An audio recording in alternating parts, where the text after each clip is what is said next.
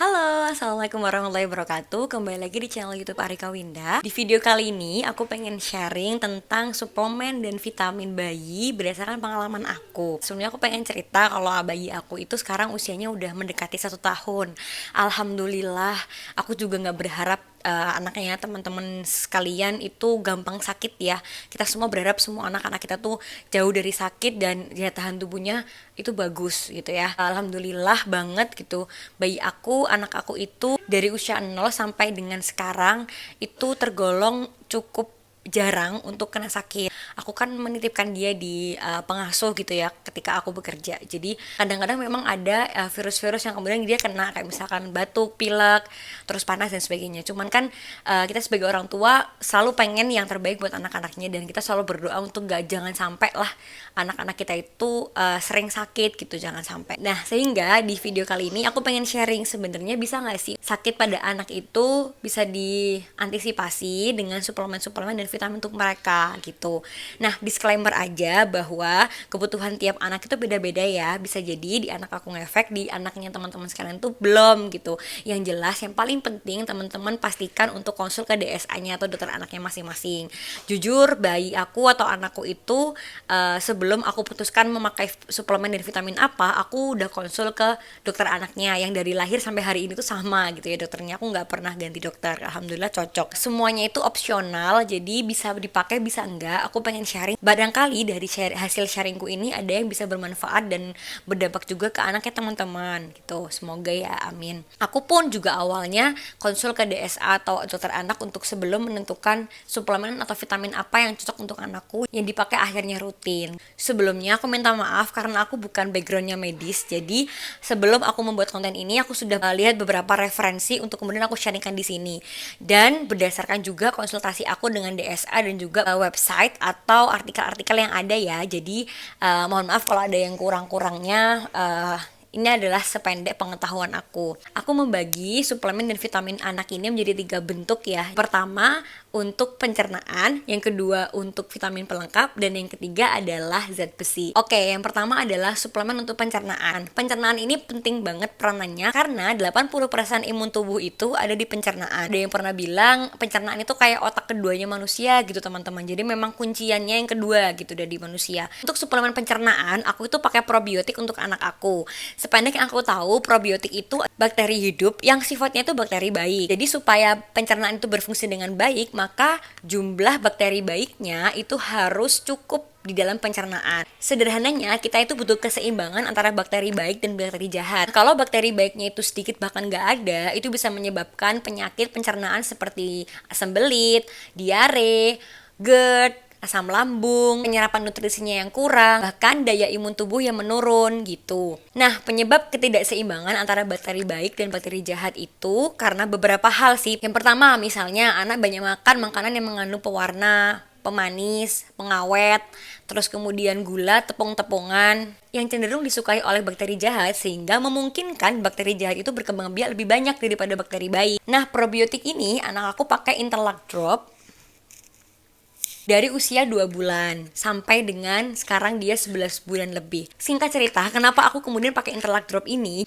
Jadi pada saat anakku usianya 2 bulan, dia tuh sempat pernah kolik. Gak tega banget ngelihat dia kolik. Cranky, rewel, terus nangis, tapi dia gak mau nyusu. Sedangkan pada saat 2 bulan itu dimana dia hanya bisa minum susu karena belum bisa makan. Nah, itu aku bener-bener stres sih. Kemudian aku sempet juga konsul ke DSA, tapi DSA yang beda dengan DSA pertama anakku. Jadi emang aku agak kurang yakin gitu pertamanya. Terus kemudian pada saat itu dia didiagnosa alergi, padahal aku tuh nggak pernah makan apa-apa gitu loh sebagai ibu yang menyusui, dan anak aku juga belum pernah aku masukin apa-apa selain ASI. Jadi aku agak ragu ketika didiagnosa seperti itu, dan setelah aku diresep obat dari dokter itu, dia masih aja rewel, terus masih cranky, terus nggak mau nyusu. Terus pada saat itu pupnya itu memang satu minggu tuh sekali. Infonya memang bayi awal lahir itu wajar kan ya kalau ASINya full itu maksimal 14 hari baru bisa pupi. Tapi aku agak ngerasa aneh aja soalnya kenapa dia ngerewel gitu kan. Kenapa dia rewel, kenapa dia cranky dan kenapa dia nggak mau nyusu. Bahkan sering banget dia tuh akhirnya muntah karena sering nyusu tapi keluar gitu, nggak masuk gitu. Kayaknya rasanya nggak nyaman. Nah, setelah dari DS aku ngerasa nggak berhasil, aku coba chatting dengan dokter anak di Alo Dokter kalau nggak salah waktu itu. Aku sempat cari-cari referensi sebelum chat itu kemungkinan kenapa anakku bisa kayak gini. Nah, setelah aku cari referensinya itu merujuk pada memang kolik gitu, cari-cari tahu apa sih obat yang bisa buat kolik gitu. Terus ada sebenarnya memang dia pencegahan bukan obat ya, nah Interlac Drop itu yang disebut sebagai probiotik. Akhirnya aku memutuskan untuk chatting DSA di Alo Dokter. Waktu itu berbayar kayaknya kalau nggak salah 100 apa 50.000 gitu, karena kan memang hanya konsultasi chat ya. Terus aku coba chat, jadi anak aku seperti ini, aku ceritakan di situ, jadi anak aku tuh seperti ini gejalanya. Terus kemudian aku sudah ke DSA secara offline dan diresepkan dan tidak ada efek apa-apa gitu ya. Nah, itu gitu. Akhirnya aku chat itu, kemudian dokter waktu itu dokter anak di Alodok itu fair gitu. Dia bilang kalau ada banyak kemungkinan yang terjadi untuk anak aku, bla bla bla bla. Tapi ketika terakhirnya itu memang di pencernaan gitu. Terus aku coba usul, dok kalau misalkan nih aku kasih probiotik Interlac itu bisa nggak sih dok gitu. Terus bilangnya memang pencegahan bu, bisa aja dicoba gitu. Nah, sejak saat itu aku langsung cari dan aku langsung beli. Terus aku cobain, alhamdulillah banget, itu sangat-sangat ngefek banget ke anak aku. Dimana yang aku nggak tega banget ngelihat dia tuh rewel, nggak mau nyusu sampai muntah-muntah karena nggak bisa pup juga. Aku nggak ngerti, kayaknya mungkin nggak nyaman sistem pencernaannya. Terus ini bener-bener penyelamat banget, aku nggak peres ya, ini bener-bener penyelamat banget. Makanya ketika kemudian beberapa teman-teman aku yang sharing anaknya kayak gitu gejalanya, aku coba saranin mereka pakai Interlac Drop ini. Nah, Interlac ini memang dia suplemen kesehatan. Kalau nggak salah tuh bentuknya ada banyak. Ada yang bubuk, kalau nggak salah ada juga yang buat orang dewasa. Ada yang bukan buat anak bayi gitu loh. Tapi untuk bayi awal banget itu kalau nggak salah yang disaranin memang si drop ini. Karena kan dia belum bisa ya minum air putih. Cuman sampai sekarang anakku jadi kebablasan nih pakai yang drop karena ya aku mager aja gitu loh ngasih serbukan karena aku seringnya pakai ini itu langsung gitu. Aku akan jelasin spesifik ya soal Interlac Drop ini. Barangkali bisa bermanfaat juga buat ibu-ibu yang lagi ngalamin sama kayak anak aku waktu 2 bulan itu.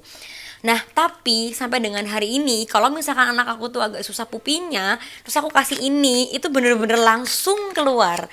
Akhirnya sampai sekarang aku rutinin tuh ke dia setiap hari.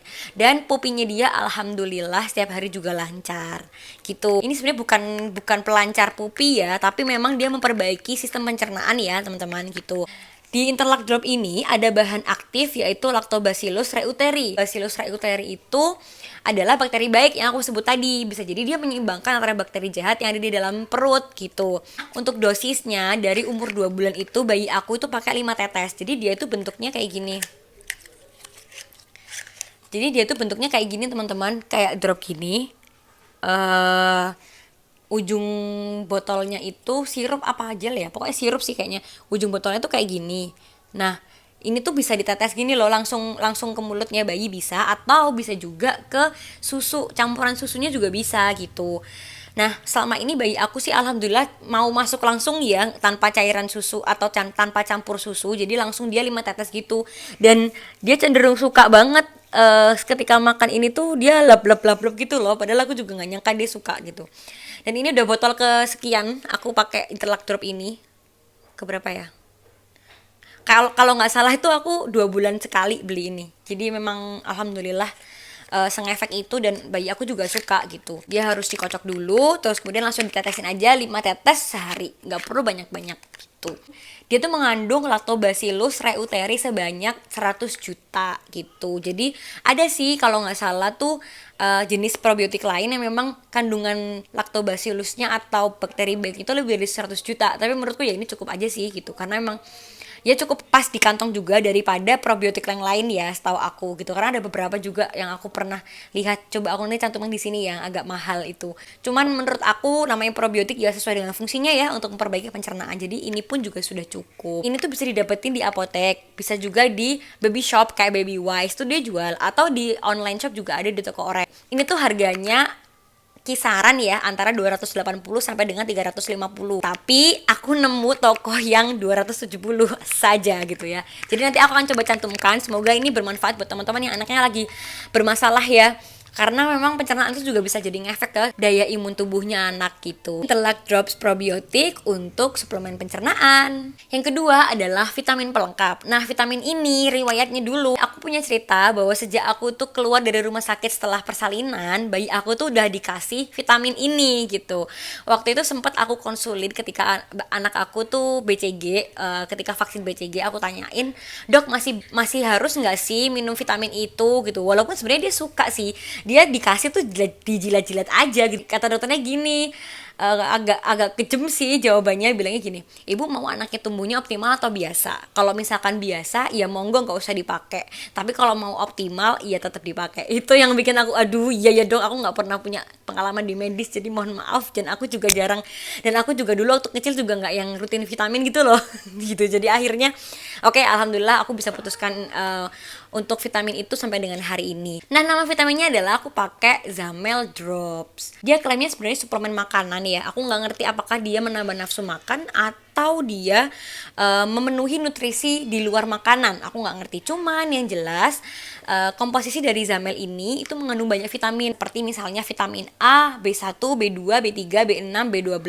C, D3, vitamin E, biotin, zinc, dan asam pantotenat. Nah, vitamin A itu kalau nggak salah berfungsi untuk perkembangan mata dan kekebalan tubuh. Terus untuk vitamin B1, B2, B3, B6, dan B12 itu penunjang metabolisme bayi akan karbohidrat dan protein, peliharaan sistem saraf, pembentukan sel darah dalam sistem kekebalan tubuh. Vitamin C berfungsi menjaga kolagen, menambah kekebalan tubuh, dan menjaga kesehatan gusi dan gigi. Vitamin D bermanfaat untuk pertumbuhan tulang, dan vitamin D, E, biotin, zinc, dan lain-lain untuk kekebalan tubuh. Nah, sejak DSH aku tuh menjawab seperti itu, akhirnya aku rutinin dia minum Zamel ini setiap hari. Ini itu dosisnya kalau untuk anak di bawah 1 tahun itu 0,3. Jadi dia bentuknya tuh kayak sirup. Dia sebenarnya ada varian untuk anak-anak ya, sirup gini. Tapi ini aku karena yang drop, jadi ini dapat dropnya. Tapi dropnya di kulkas. Di dropnya itu memang dia diplastikin sendiri gitu loh, ada tempatnya. Nah, ini tuh sebenarnya kayak sirup sih. Karena yang anak-anak tuh sirup, cuman dia variannya beda ya. Yang drop itu memang buat usia di bawah 1 tahun. Nah, untuk di bawah 1 tahun, waktu itu aku takarannya pakai 0,3 tetes. Tapi mendekati 1 tahun, kata dokter bisa 0,4 5 mili. Jadi itu sebenarnya drop itu kan yang kayak pipet itu loh. Bawah 1 tahun itu pakainya 0,3 mili. Untuk di mendekati 1 tahun itu di 0,4 mili. 1 tahun sampai 3 tahun 0,5 mili gitu. Ini warnanya kuning. Klaimnya memang untuk memenuhi kebutuhan vitamin dan mineral pada masa pertumbuhan anak serta masa penyembuhan setelah sakit gitu. Cukup berdampak, itu sangat-sangat works di anak aku. Alhamdulillah, ketika bapak ibunya itu pilek batuk gitu ya, dia kadang nggak kena gitu. Jadi aku wallahu alam, memang semua itu kuasa Allah. Cuman kita memang cuma bisa berusaha gitu ya teman-teman. Terus yang terakhir adalah untuk zat besi anak. Fungsi zat besi itu sendiri adalah untuk mendukung pertumbuhan fisik dan energi anak, karena mineral ini dibutuhkan untuk pembentukan hemoglobin. Sedangkan hemoglobin adalah sel darah merah yang berfungsi untuk menyalurkan oksigen dari seluruh tubuh agar berfungsi optimal. Zat besi sebenarnya bisa didapatkan dari ASI. Waktu dia umur 0 sampai 6 bulan tuh bisa terkandung di ASI. Nah, tapi di usia 6 bulan itu belum tentu cukup untuk ASI. Memang ada beberapa makanan yang memang mengandung zat besi. Cuman setiap bayi dengan kategori usia itu mempunyai minimal kebutuhan zat besi yang harus dia punya atau dia asup dalam sehari-hari. Nah, kalau nggak salah, anak usia 6 sampai 12 bulan itu kebutuhan zat besinya sekitar 7 sampai 11 mili. Kemudian untuk anak usia 1 sampai 2 tahun itu 7 mili. Karena ASI sudah tidak bisa mencukupi kebutuhan zat gizinya, sementara makanan yang dia makan itu juga aku kadang nggak bisa memastikan apakah zat besinya cukup apa enggak. Jadi aku perlu tambahan namanya suplemen zat besi. Makanan yang mengandung zat besi itu kalau nggak salah yang paling banyak ya, setahu aku tuh hati ayam. Terus daging sapi. Aku sering sih pakein anak aku itu, cuman aku tetap ngerasa ragu apakah beneran cukup enggak nih kebutuhan zat besinya sehari-hari. Nah, untuk suplemen zat besi aku pakai Maltover Drop. Jadi Maltover ini diklaim sebagai pengobatan pada defisiensi zat besi tanpa anemia dan anemia defisiensi besi. Terapi pencegahan defisiensi selama masa kehamilan dan menyusui ini bisa dipakai untuk semua orang ya, nggak cuma buat bayi. Cuman emang kalau dosisnya buat bayi itu aku pakainya cuma 2 tetes gitu. Komposisi Maltover ini memang murni zat besi aja gitu. Jadi ya insya Allah bisa mengusahakan kebutuhan zat besinya terpenuhi dengan Maltover ini. Jadi kalau Maltover itu bentuknya tuh kayak warnanya tuh kayak darah ya, kayak merah gitu, cuman dia encer banget sih kayak gini. Dan dia itu ujungnya kayak interlock yang tadi, jadi dia bentuknya kayak gini ujungnya. Jadi dia ditetes gitu 2 tetes aja sehari gitu. Itu aja mungkin 3 suplemen dan vitamin yang dipakai anak aku. Dan vitamin yang dipakai anak aku ini dipakainya berjeda ya. Jadi nggak 3 ini dalam satu waktu, tapi memang berjeda. Ini berdasarkan konsultasi aku dengan apoteker yang ada di apotek. Memang harus berjeda antara Interlac, Zamel, dan Maltover. Kalau Zamel itu di pagi hari, ya terus Interlac itu bisa di malam hari, dan Maltover ini di sore hari. Itu aja mungkin. Gak ada yang bisa menjamin kesehatan anak ya, tapi yang bisa dilakukan orang tua adalah mengusahakan sebaik-baiknya gitu. Itu aja mungkin, semoga sharing ini bisa bermanfaat. Misalkan dari teman-teman ada yang pengen coba vitamin dari 3 ini yang aku review tadi, bisa cek di description box di bawah ini ya. Oke, itu aja mungkin sharing dari aku, semoga bermanfaat. Jangan lupa like, comment, share, dan subscribe YouTube ini. Sampai jumpa di video selanjutnya. Assalamualaikum warahmatullahi wabarakatuh.